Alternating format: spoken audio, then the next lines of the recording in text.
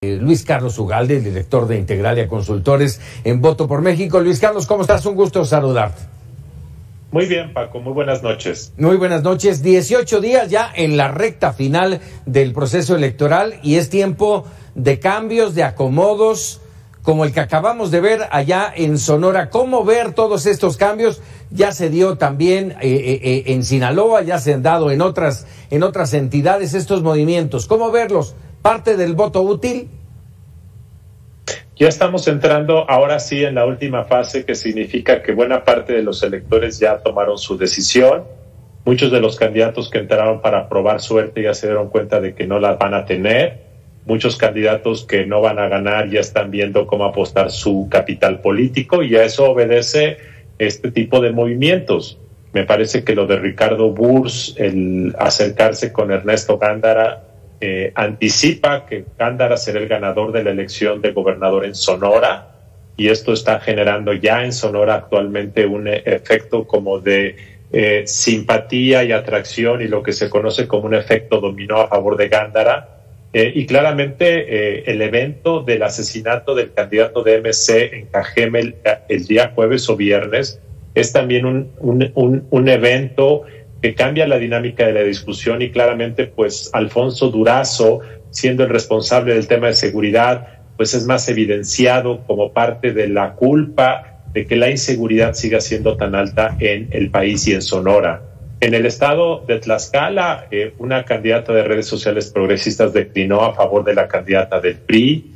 En otra entidad, en Sinaloa, el candidato del Partido Verde declinó a favor del candidato de Morena.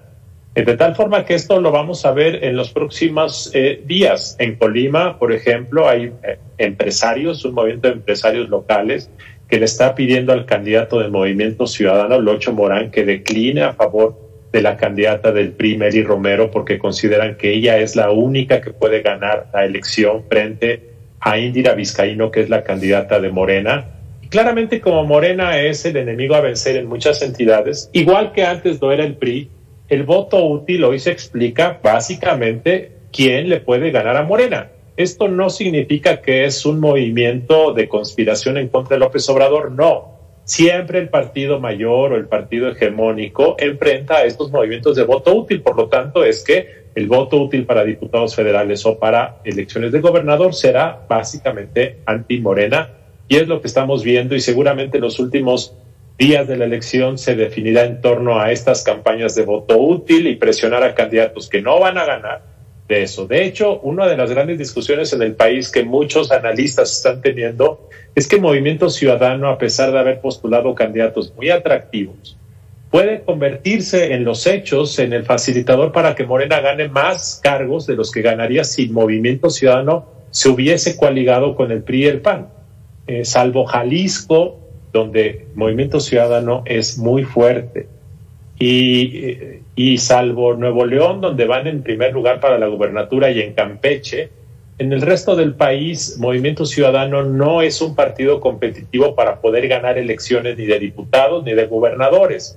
Entonces, la pregunta que muchos hacen es ¿por qué MC no se retira en aras del voto útil? Y lo que MC responde es: yo estoy pensando en el futuro, a mí no me metan en sus juegos de corto plazo, yo quiero apostarle al futuro. Y entonces los proponentes del voto útil dicen que MC es irresponsable. En fin, aquí hay un debate que siempre habrá, pero esa es la dinámica que estamos viendo en el país. Oye, y bueno, ese es por parte de lo que marcábamos como el voto útil, pero viene tiempos de definiciones en estos 18 días y hay un porcentaje importante de indecisos o de ese llamado voto oculto. ¿Qué esperar? Mira, hay un 20% de gente que no dice por quién votar. Esos pueden ser abstencionistas, que no saben por quién votar porque no les interesa votar. Puede ser gente que no quiera decir por quién va a votar, y muchos piensan que ese voto oculto es voto anti-Morena.